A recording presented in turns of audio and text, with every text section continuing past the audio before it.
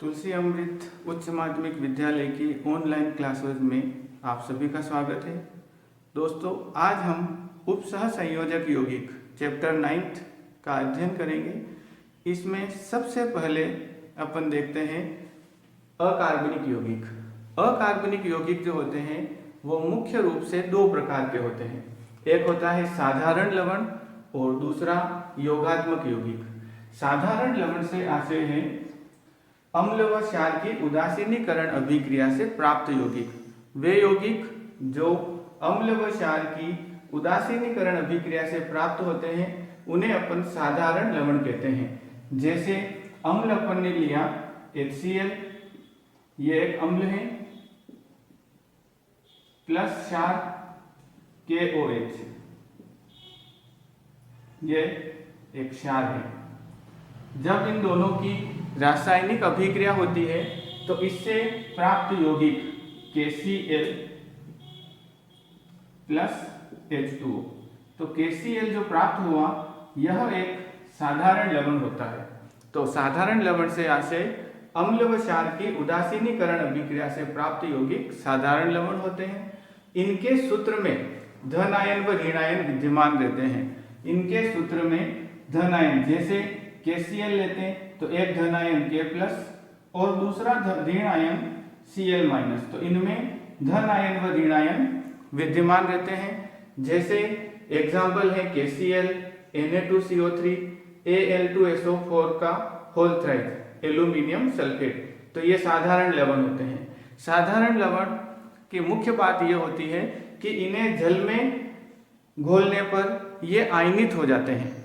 जब इन्हें जल में घोला जाता है तो ये आयनित हो जाते हैं। जैसे KCl को जल में घोलेंगे तो K प्लस और Cl माइनस आयनों में विभक्त हो जाएंगे। इसी प्रकार योगात्मक यौगिक। योगात्मक यौगिक से आशय है कि जब दो या दो से अधिक सरल स्थायी यौगिकों को, योगात्मक यौगिक का मतलब होता है जब दो या दो से अधिक सरल स्थायी यौगिकों को आणविक अनुपात में, सरल स्थायी यौगिकों को आणविक अनुपात में मिश्रित कर वाष्पित किया जाता है तो इसके फलस्वरूप बने नवीन रस समीकरण मिति यौगिक जो होते हैं उन्हें योगात्मक यौगिक कहते हैं। इसको एक बार और समझिए। योगात्मक यौगिक जैसे अपन K2SO4 प्लस Al2SO4 का होल थ्राइड, इसे जल में घोला जाता है तो इससे एक नवीन यौगिक, नवीन क्रिस्टल जो प्राप्त होता है पोटाश फिटकरी, ये योगात्मक यौगिकों से के अंतर्गत आते हैं। योगात्मक यौगिक दो प्रकार के होते हैं। एक होता है द्विक लवण और दूसरा होता है उपसह संयोजक यौगिक। तो पहले अपन अध्ययन करेंगे द्विक लवण।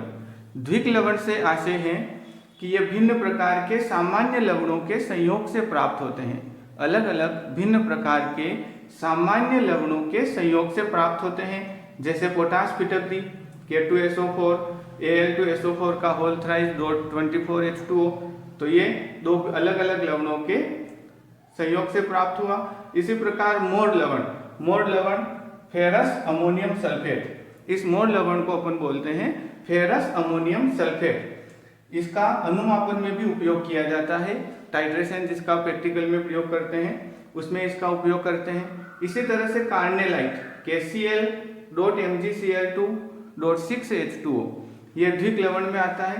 द्विक लवणों को का एक विशेष गुण होता है कि जब इन्हें जल में घोला जाता है, जब इन्हें जल में विलय किया जाता है तो ये अपने प्रत्येक आयन में विभक्त हो जाते हैं। जैसे KCl को जल में विलय किया तो K plus plus Cl minus plus Mg2 plus plus 2Cl minus, तो ये प्रत्येक आयन में विभक्त हो जाते हैं। इसी प्रकार नेक्स्ट टॉपिक है उपसह संयोजक यौगिक। उपसह संयोजक यौगिकों से आशय है वे यौगिक जिनमें केंद्रीय धातु, ध्यान रखना है, वे यौगिक जिनमें केंद्रीय धातु परमाणु या आयन अन्य उदासीन अणुओं या आयनों के साथ उपसहसंयोजक बंध द्वारा बंधित हो उपसहसंयोजक यौगिक कहलाते हैं।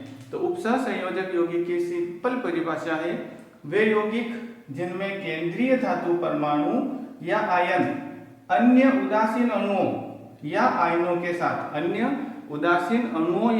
के साथ उपसहसंयोजक बंध द्वारा बंधित हो। तो इसमें महत्वपूर्ण बिंदु क्या है? उपसहसंयोजक बंध। उपसहसंयोजक बंध द्वारा बंधित हो तो उपसहसंयोजक यौगिक कहलाते हैं। जैसे पोटेशियम साइनाइड और आयरन साइनाइड दोनों को अपन मिलाते हैं तो बनता है एक संकुल यौगिक K4FeCN6 पोटेशियम फेरोसाइनाइड।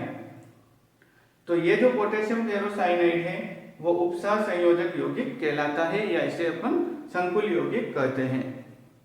ये प्रश्न आया हुआ एक 2014 बोर्ड में द्विक लवण तथा संकुल या उपसहसंयोजक यौगिक में तुलना कीजिए। तो इसके अंतर्गत आंसर में देखिए द्विक लवण और उपसहसंयोजक यौगिक। द्विक लवण में देखिए द्विक लवण का अस्तित्व सिर्फ ठोस अवस्था में होता है। मतलब यह है कि जैसे अपन पोटेशियम एल्यूमिनियम सल्फेट लेते हैं तो इसका जो अस्तित्व है वो केवल ठोस अवस्था में होगा, जबकि उपसहसंयोजक यौगिक पोटेशियम फेरोसाइनाइड जो है इसे लेंगे तो इसका जो अस्तित्व है वो ठोस व विलयन दोनों अवस्था में ऐसा का ऐसा ही रहेगा, इनका अस्तित्व पाया जाएगा।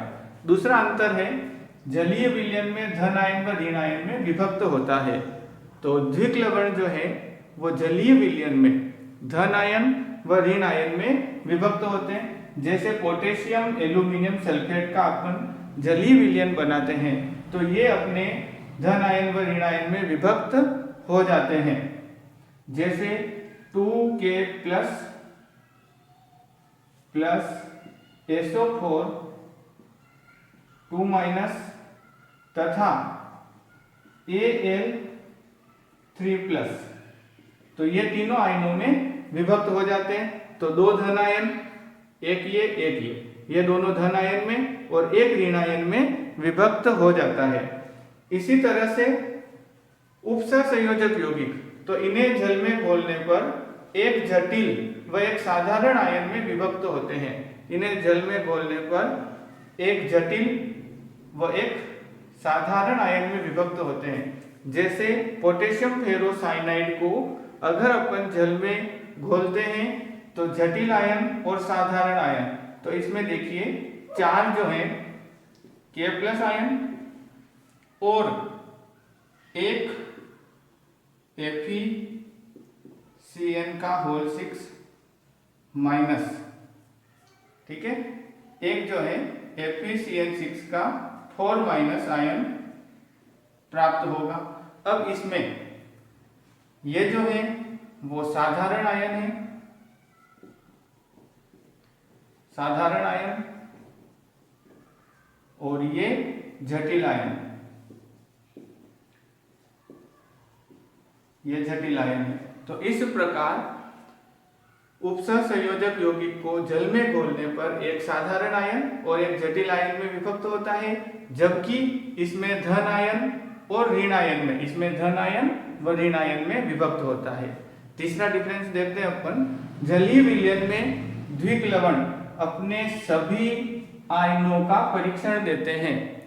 जलीय विलयन में द्विक लवण अपने सभी आयनों का परीक्षण देते हैं। जैसे इसके अंदर जलीय विलयन में K+ अपना परीक्षण देगा, SO4 2- अपना परीक्षण देगा और Al3+ जो है वो अपना परीक्षण देता है, जबकि उपसहसंयोजक यौगिक में केवल एक साधारण आयन का परीक्षण होगा और एक जटिल आयन का परीक्षण होगा। इसमें Fe और Cn-, Fe3+ और Cn-, ये दोनों अपना परीक्षण नहीं देंगे, ये दोनों अपना परीक्षण नहीं देंगे। तो इसमें अपने को ध्यान रखना, इस पूरे जटिल आयन का जो परीक्षण होगा वो ही परीक्षण दिया जाएगा और एक साधारण आयन का परीक्षण होगा, जबकि Fe3+ का जो परीक्षण है वो ये अपना नहीं दे पाएगा। और ये Cn माइनस जो है वो नहीं दे पाएगा, केवल FeCN6 4- का परीक्षण होगा। तो इनमें ध्यान रखना है, दोनों में जलीय विलयन में द्विक लवण अपने सभी आयनों का परीक्षण देता है K+SO42- Al3+, जबकि उपसह संयोजक यौगिक में एक साधारण आयन और पूरा जटिल आयन अपना परीक्षण देगा।